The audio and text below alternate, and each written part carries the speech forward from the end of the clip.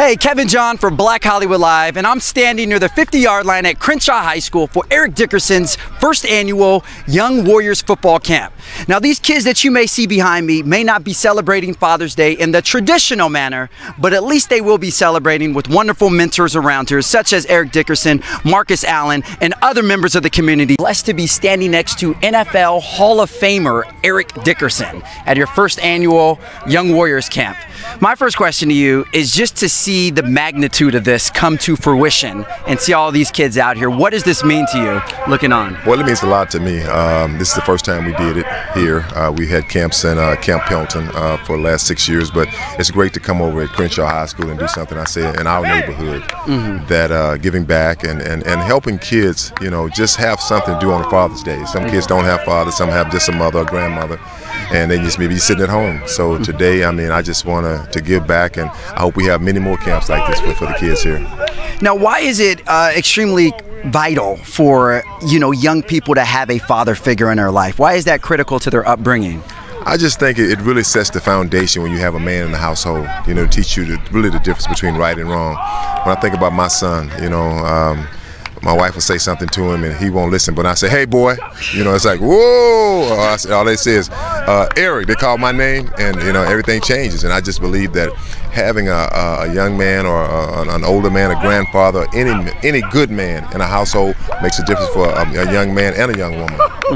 Absolutely, I agree as well. Now, real quick, you have the most coveted record in the NFL with your single-season rushing record, 2105. It stood for over 30 years, almost broken a few years ago by AP. Do you see that record standing for another 30 years? Man, that's a good question. I don't know. I mean, I think that record will last for a long time because the game has changed so much. They want to go to the passing game. They try to make the running backs obsolete, which is, I think that'll never happen. But, you know, the way that they run the football, which is not that much, unless you have a team that runs the football like AP did, you know, back in, was it 2 years ago, it could possibly happen. But I don't think it'll happen unless they go to 18-game season. I'm just being honest about that. And I always say this, you know, OJ broke that record in 14 games. I did it in 15. That's right. And I had an extra game, and I always, because he was my favorite player, and I just always say that it's hard to get 2,000 yards. I don't care if you get 2,000 yards plus or just 2,000 yards. It's hard to get it. And I honestly, I'm an Adrian Peterson fan, and not just being a fan is a good thing. But I'm a fan because I think that the way he plays the sport, he loves football, and the way he does his job. And you know, all guys that play that position. I mean, I go to, you know, Shady McCoy. You know, he's at Buffalo. He's at Buffalo Bills now. I mean, it's Jamal Charles down in Kansas City. You know, it's quite a few guys, you know, that make you stand up and go, wow. Yeah. Now, your former team, the Rams, I'm understanding there's speculation they can be moving back to Los Angeles. What is your reaction to that, and do you think that they should stay in St. Louis, or should we get football back here in L.A.? Well, you know, if you'd asked me that question 15 to 20 years ago, I'd said they did not deserve a football team. But wow. LA deserves a team because, you know, LA, they will never, it's all about the fans. It's about, as a player, let me tell you something. It's great making the money, don't get me wrong, and it's great to go and play in a beautiful stadium.